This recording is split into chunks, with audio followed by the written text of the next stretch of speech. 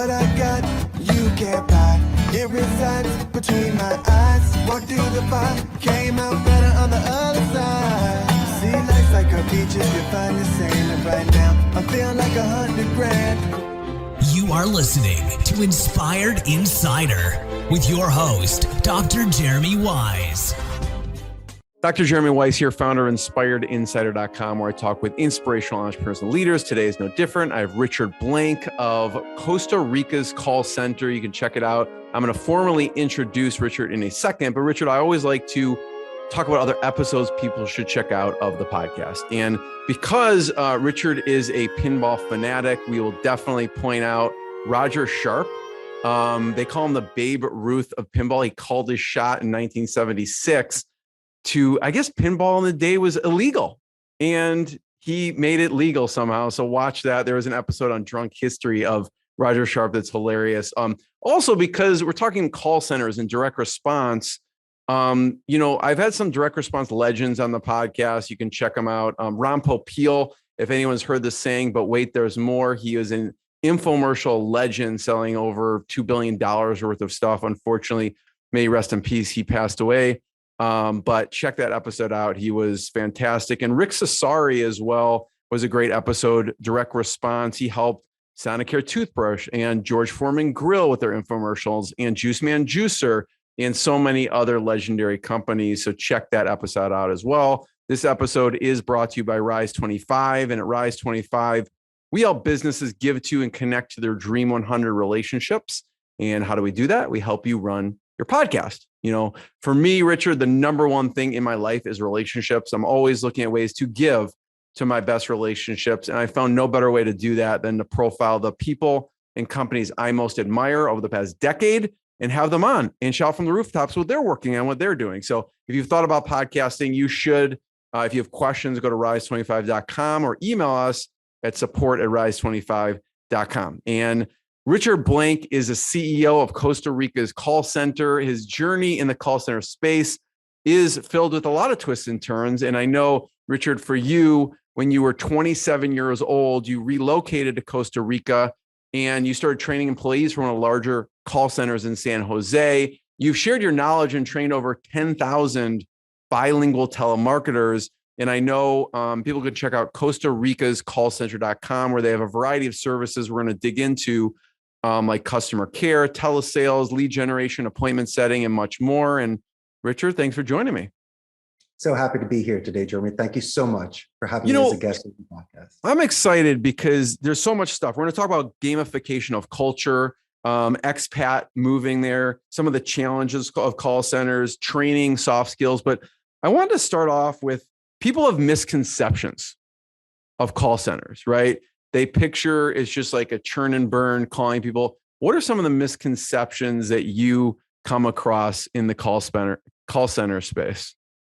Well, the first thing is, my friend, they say that I call them during dinner, and we don't have any campaigns that do that. But it's pretty much what you've seen in Hollywood, from Glengarry, Glen Ross, Boiler Room, and of course, The Wolf of Wall Street. You see these environments where it's fast-paced, aggression, and they're selling stock. Well, not every single environment has those sort of verticals. In fact, at my call center, most of our campaigns revolve around inbound support, outbound lead generation, and appointment setting. So there's a certain level of assertiveness, not aggressiveness, in regards to the campaigns that we accept and work with at the center. Who's not a fit? I know when we were talking before we hit record here, there's certain types of companies or campaigns that are just not a fit at all. It comes in many shapes and sizes. The first thing is price over merit. If they expect a Costa Rican agent to work for offshore prices in Philippines and India, what would happen is no one would accept that offer and I couldn't be able to scale and fill that campaign. Secondly, a lot of my potential clients may not understand the Costa Rican labor laws. So there are certain expectations in the United States that we just cannot fulfill here. And then thirdly, once again, it revolves around a company culture. I do agree in motivation. I grew up in Philadelphia, so I can take a punch. But a certain sort of vocabulary, tone, or something that may be effective in the United States might be offensive here in Costa Rica. So we just have to make sure that we lay out certain parameters and boundaries and expectations initially, so there's no surprises with my clients. What about from a service perspective? People calling, maybe they're a fit from a company perspective, the type of company you serve, but they're looking for a different type of service. What are the service type of services that maybe people are expecting that you tell them we don't really do that here?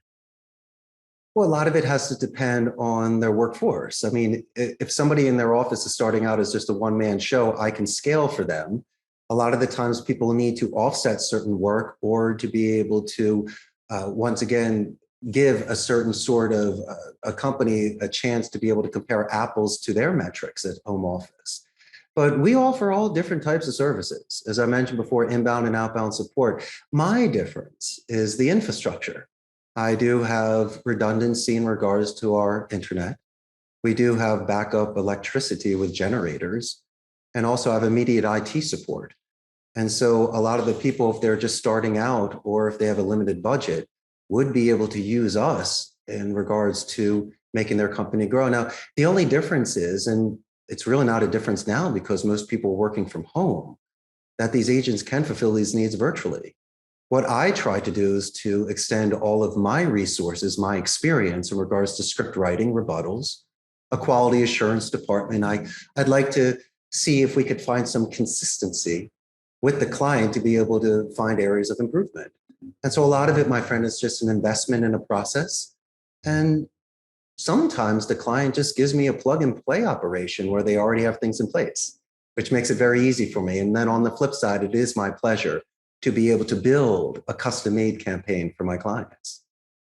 Let's talk about culture for a second. And when COVID hit, again, like you have the tools and opportunity to do things virtually, obviously, because people call you, you're a call center and you're doing things virtually. But what about in-house? Did things change at all with COVID? Did you find that more people were able to work from home and then, or did they come back in the office? How'd that transition look like kind of during COVID and then post-COVID?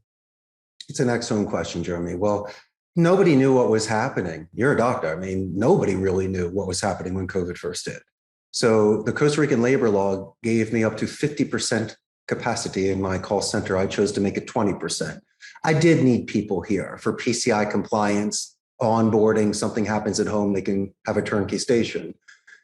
What we lost is the camaraderie. This is a very social environment. I do believe in synergy.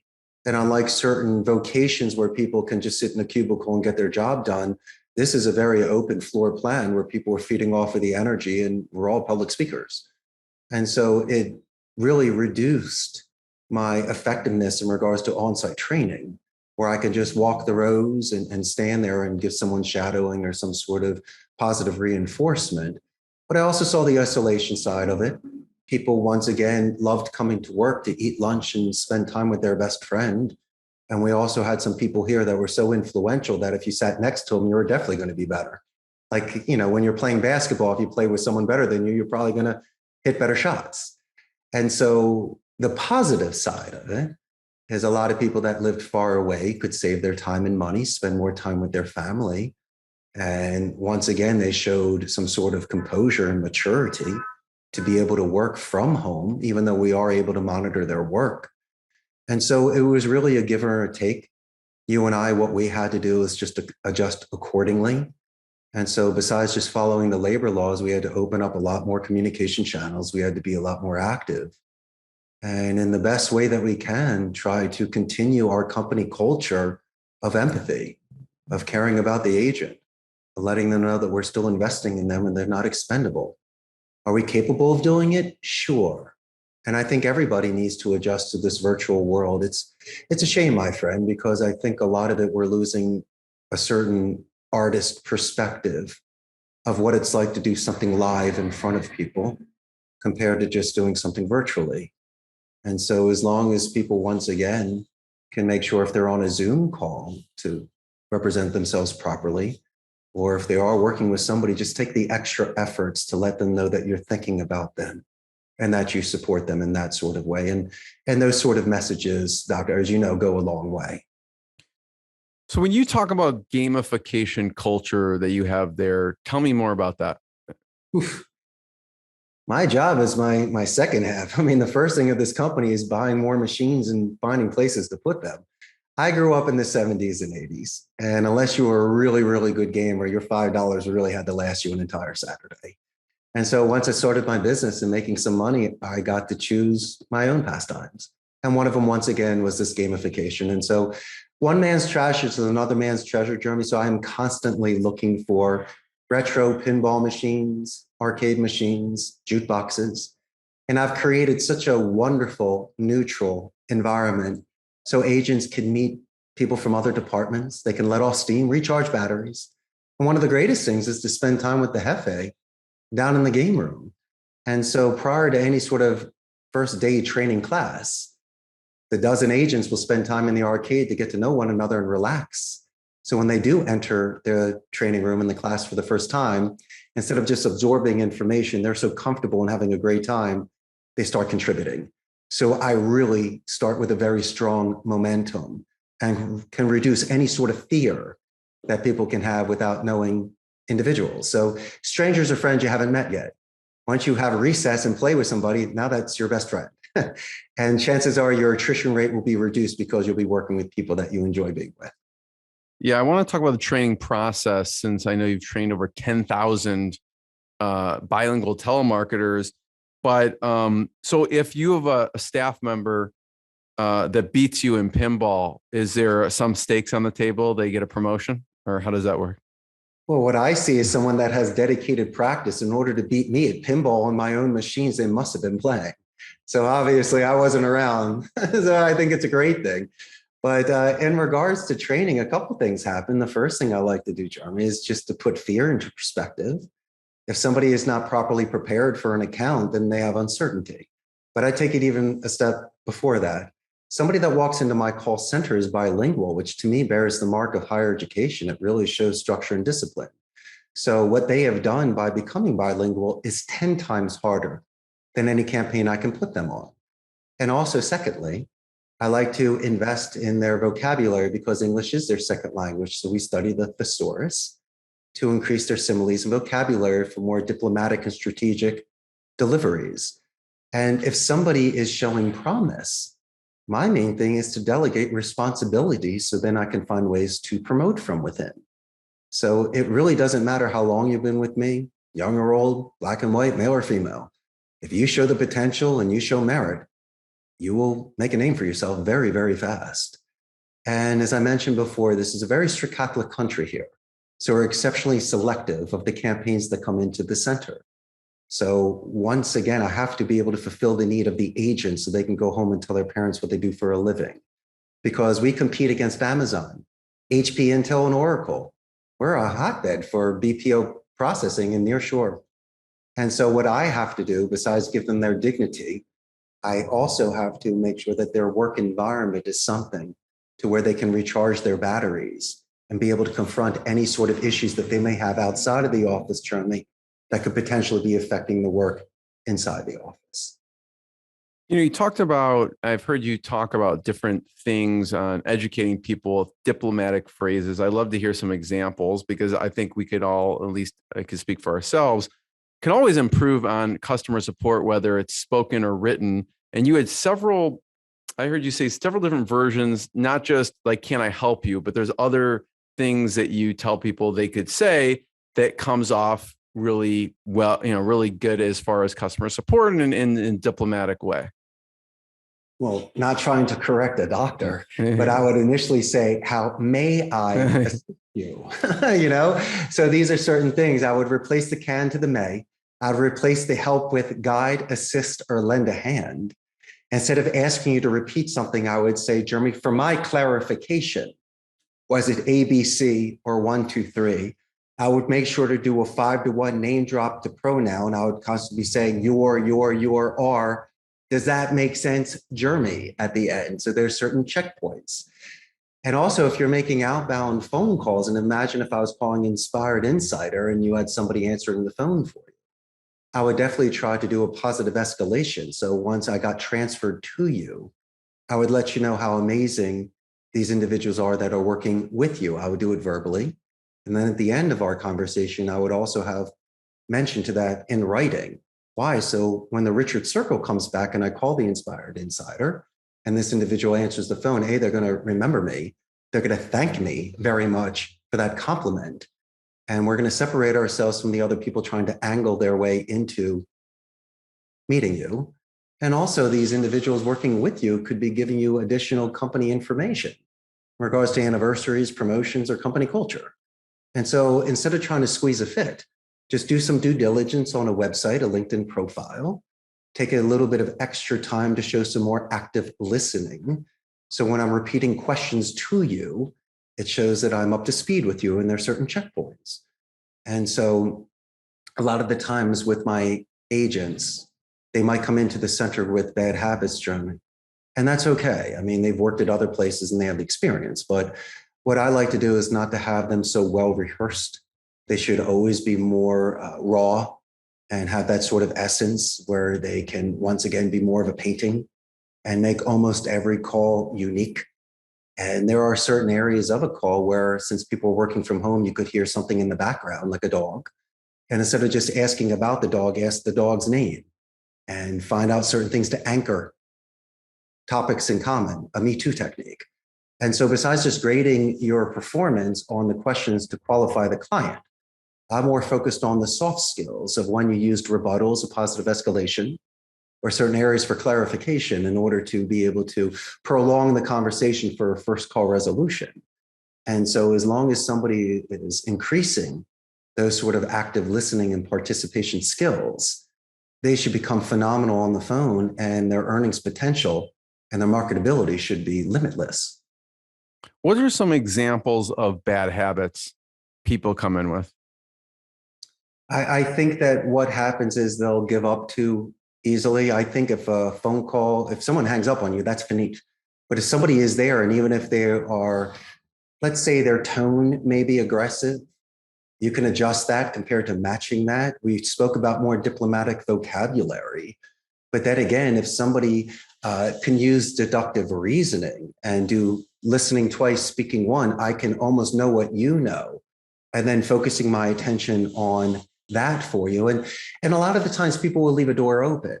They will just be rushing so much to get an appointment or to get a yes out of somebody that they overlooked an area where they could have done a follow-up question or gotten some more information out of it. But I will tell you what's a terrible habit that certain companies do. They only communicate with their clients via chat or email. And that's okay in certain circumstances if you have to fill out a form first to be able to get assistance. But in my opinion, what can happen is it can elevate stress. If you're not speaking with a client, you're eliminating any chance for retention, a referral, an upsell. And how about this? In a mature way, Jeremy, an exit interview. Worst case scenario, we lose the business. But somebody is willing to walk me through areas of improvement or what our competition had done in order to earn their business. So even though people think that today it should be just texting, texting can be very much misinterpreted. And you're also not getting the sort of mileage out of a relationship that you could if you would build a certain rapport through speech. And so some of the bad habits we have today are that a lot of the agents are coming in preferring that sort of inbound support that's nonverbal. And so for me, I believe that they're almost limiting their potential. At least give it a shot, and just to see if you have the sort of skill set to be able to have a specific conversation with somebody to be able to get a positive resolution out of it. So, Richard, let's say there's a company and they have a list of whatever every month of clients who decided not to use a service. They can hire a company like you to go, hey, Richard, here's the list. Right now, we don't offer support via phone. Here's a list of these clients every month. And your company would call them and almost do kind of like an exit type of interview. Sure. Is that right? We can. I'd be very much interested to see the tone of the script, the voicemails and the email templates that you have to offer me. If I have to start that, I'd like to start off positive, where one of the first things I could say is, hey, we didn't forget about you. And unlike other companies that just send emails, I'm giving you a personal courtesy call. May I have a few moments to be able to find out what we could do in order to earn your business, what the competition did to get your business. And I'd like to see if I could match it or to be able to exceed those sort of expectations. And so as long as I mentioned before that you could almost custom make this, you'd have to give me the exact vertical, how long you communicated with them, the sort of communication they gave to us, services we were offering. So as I say before, there's certain ways, there's a philosophy of Wu Wei, where it's least resistance. I don't want to call you and badger you on why you're not giving me the business. But if you're kind enough to spend the time with me, even if I'm starting 5 touchdowns behind, there is a chance we can come back and win this game. It's just a matter of earning time. At least let me get the first 30 seconds. And if I can get the 30 seconds, maybe I can get a 10-minute conversation out of you. And we can take it step by step and piece by piece. And even if I have to stop midway to reschedule it or to follow through with information to pick up where we left off, that's your protocol. And I'm okay with that, as long as your clients can build a pipeline depending on sense of urgency and the sort of company culture. I think you can then once again readjust your prospecting accordingly.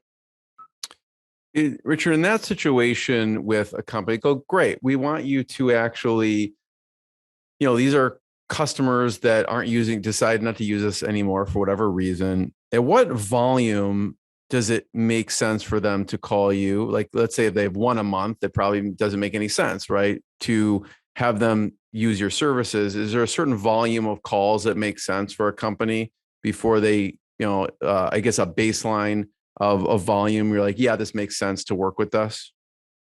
I think as long as they give full-time work for somebody, because I by labor laws, I don't do part-time work here because they won't be able to get their benefits. But if somebody only has enough leads to call for 1 month, and it's an individual working out of their home and it's a startup company, not saying that I have a preferred child, but I was in those shoes back in the day. So I guess I have more empathy and compassion towards the startup company that might even almost be embarrassed that they're not able to give me a 100-seat, 10-year commitment.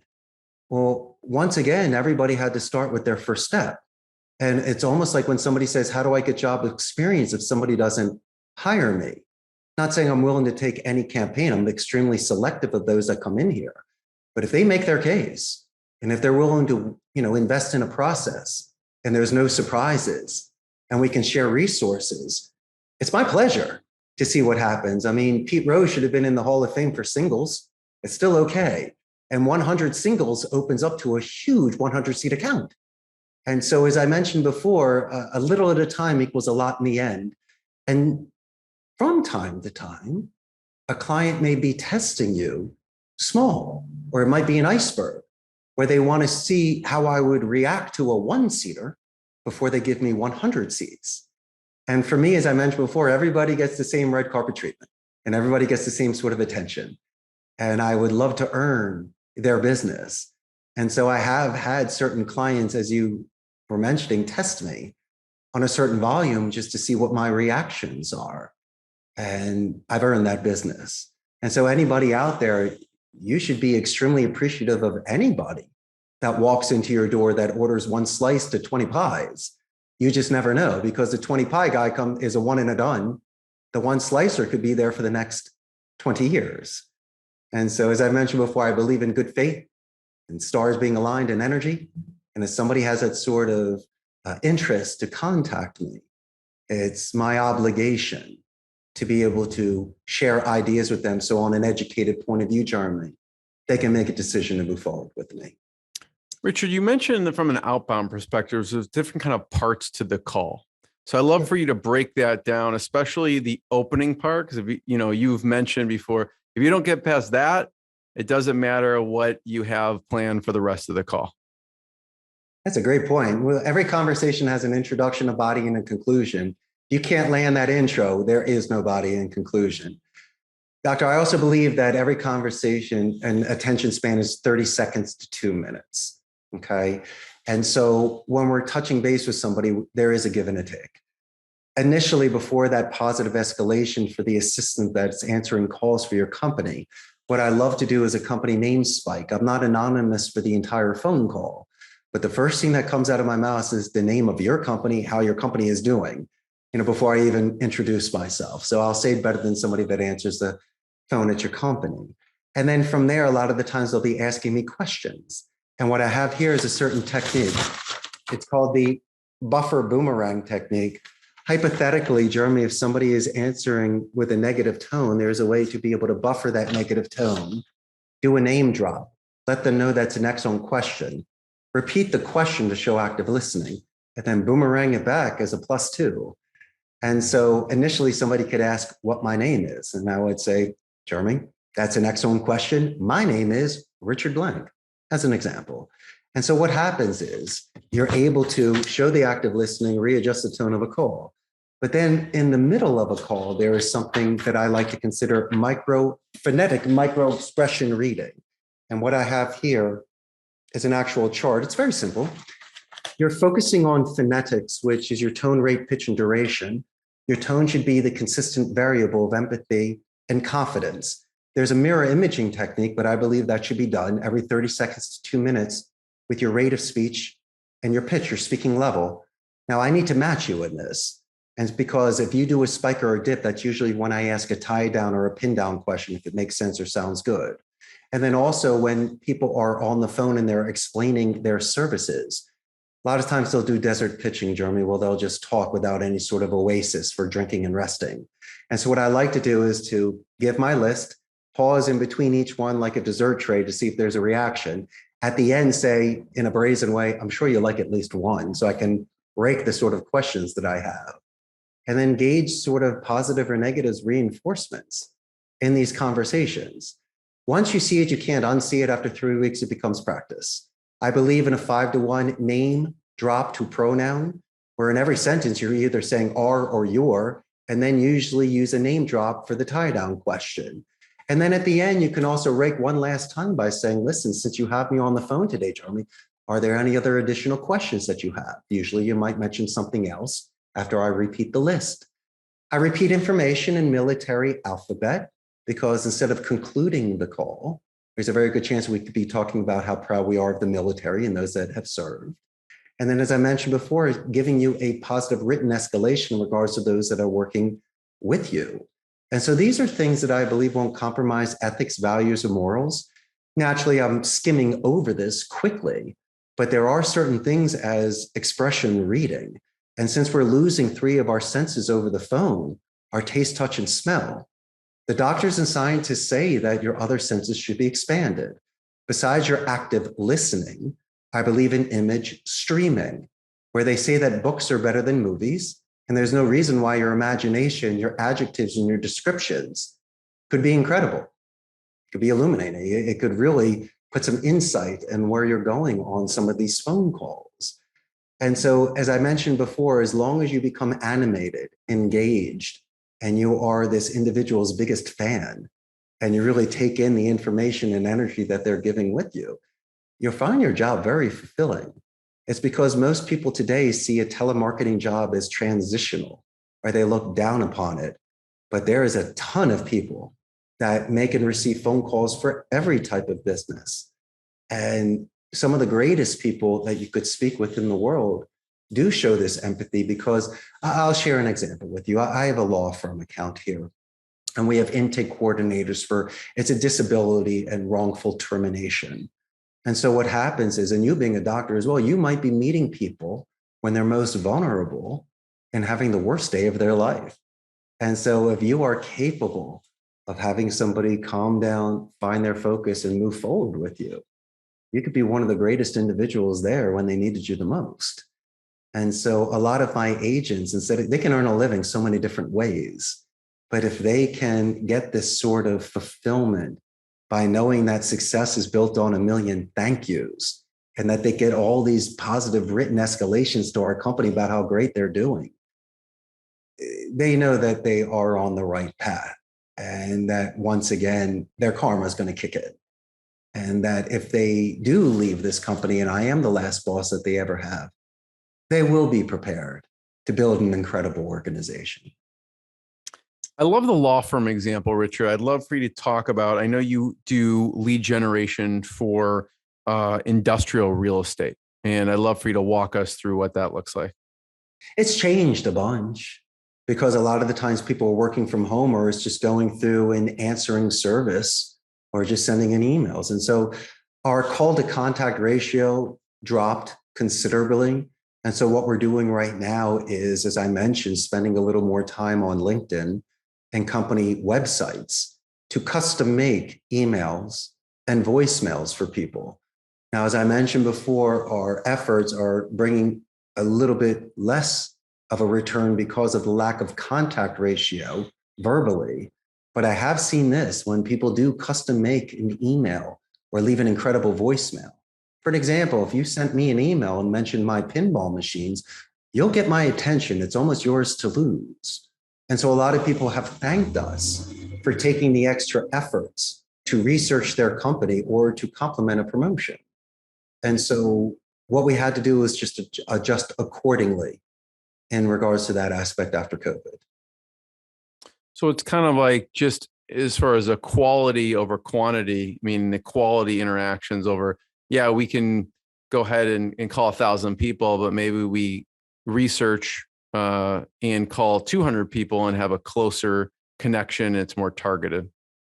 I would prefer you do the 1,000, but instead of doing 150 calls a day, I'd rather you do about $1.20. And so give about 30 seconds per person. So you don't have to reduce it that much because you need to have a certain sort of momentum. You need to have a certain sort of metric there to get a certain return. So maybe only doing 20% might not be good enough because you were working before at, at 100%. But I could reduce it to about an 85% and use that 15%, as you were mentioning, to make it custom made. And that could potentially offset any sort of, latency that you might have in regards to the phone calls. But I always believed in a quality phone call. And I don't want somebody, it's almost like a painter when you're commissioned compared to doing it on your own. You might have a different sort of way to create that work. And so I just don't want somebody on the clock. I don't want them to be on the phone for 5 hours. If it happens, so be it. It'll be an amazing phone call. But they should never rush the middle or the ending of the call, or when they're getting a referral, or if they're talking about a company's promotion, because that, my friend, is where I give the most points when I'm grading their calls, not that they go through the motions, to see if they had that breakthrough with that individual. So when we're taking notes and putting in the system and have to call them back, they're going to compliment us on our note-taking skills because they're so detailed. And we've taken the time, unlike other people, to remember certain facts about them, that when they take our offer into consideration, they realize how we work prior to any sort of contact. So talk about, the integrated approach as far as, when you do the outbound calls, will you also do emails and texts as well? Or is the company handling those things and you're following up with the call? It really all depends. A lot of the times we're logging into their system, so something is automated. Or if they're not doing it, I would make a suggestion to do it just to make sure it's not too labor intensive. But then again, I just don't want them clicking an email template and just sending it to you, calling you sir. I mean, that's nothing special. You're probably not going to look at it. It's like almost like junk mail and you're going to throw it away.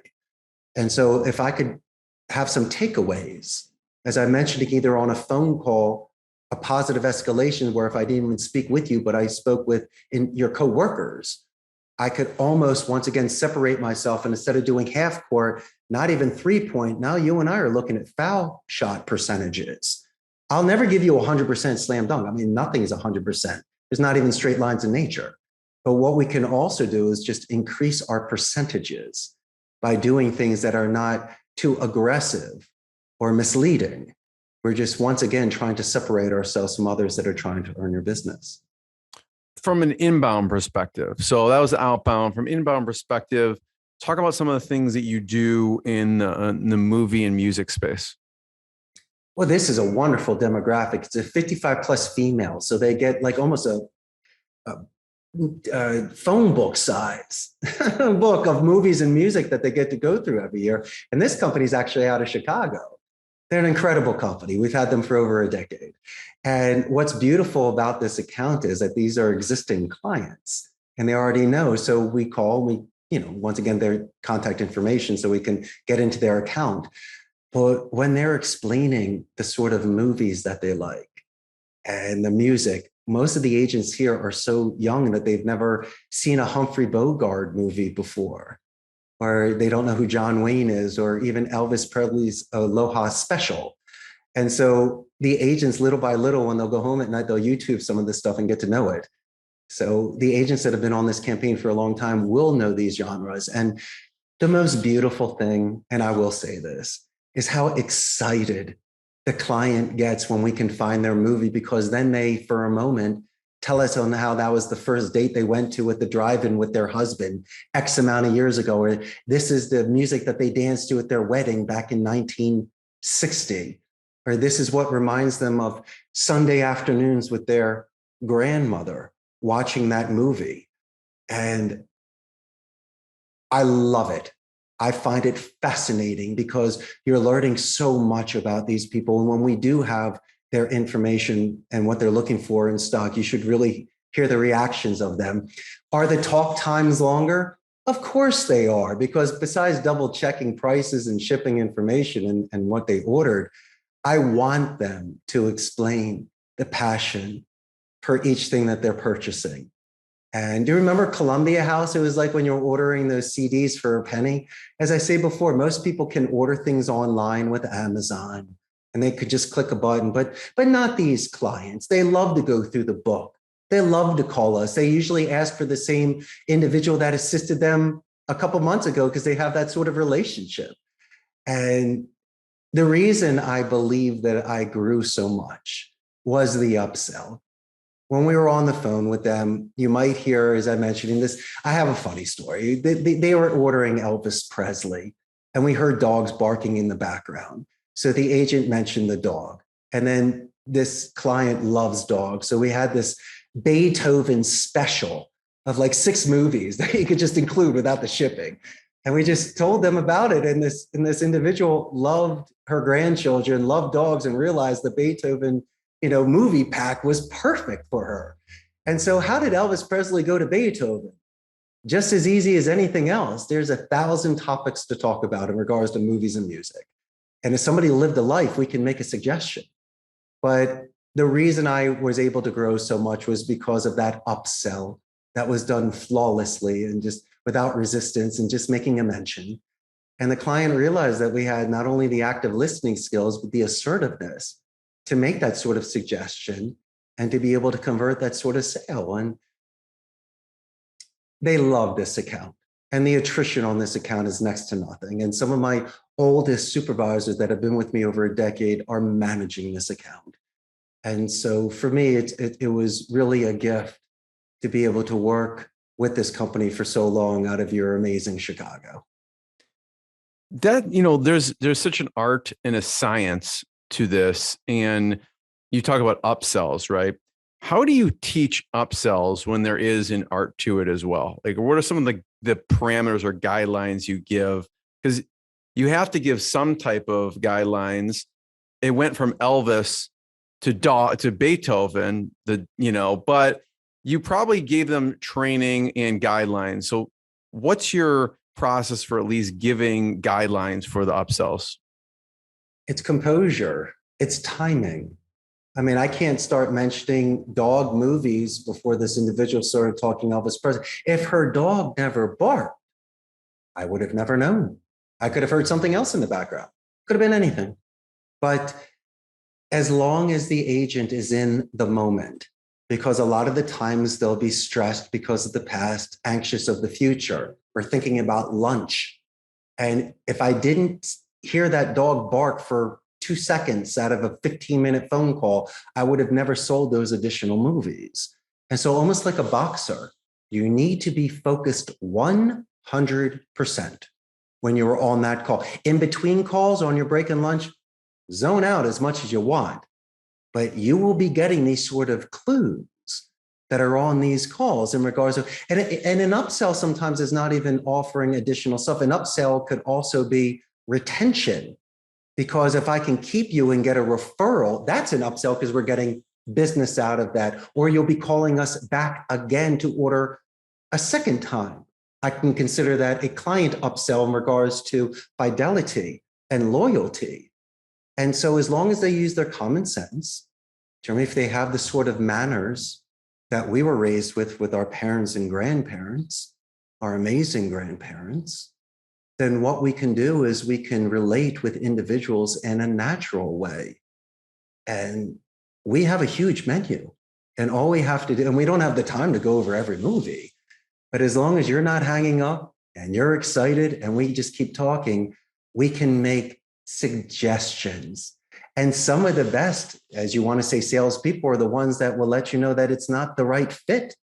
You play basketball, not every shoe is perfect for you on the court. And so the greatest salesmen for sneakers will look at your size and the way that you play and make those sort of suggestions.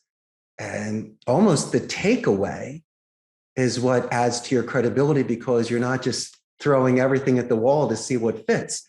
When someone is not just a yes man, but can be almost a devil's advocate and explain why today or at this moment, this is not a perfect fit for you, that individual not only will come back in spades, but tell all their friends, hey, I finally got someone that calls the balls and the strikes and will tell me if my tie is not straight. And so I've earned so much of my business by being forthright with my clients. And as much as I'd like to earn their business, a lot of times by default, I'm not able to take the account because of one reason or another. But then again, when I am capable, we've established such trust before even working together that if any sort of complication or challenge comes up, it's nothing. We've already established that sort of working relationship where we can get through it together. And so upselling is not a forced fit, my friend. I'm not forcing a hand or telling you I only got 2 left and you got a minute to buy it. That's a one and a done. You'll have them one time. But if we're talking about long-term clients, these are the individuals that you need to walk with, not hit the ball and drag. Richard, I want to be the first one to thank you. Everyone should check out Costa Rica's callcenter.com to learn more and more episodes of the podcast. And Richard, thank you so much. Had the best time today. Thank you so much, Jeremy. What I got, you can't buy. It resides between my eyes. Walked through the fire, came out better on the other side. See, life's like a beach if you find the sailing right now. I feel like 100 grand.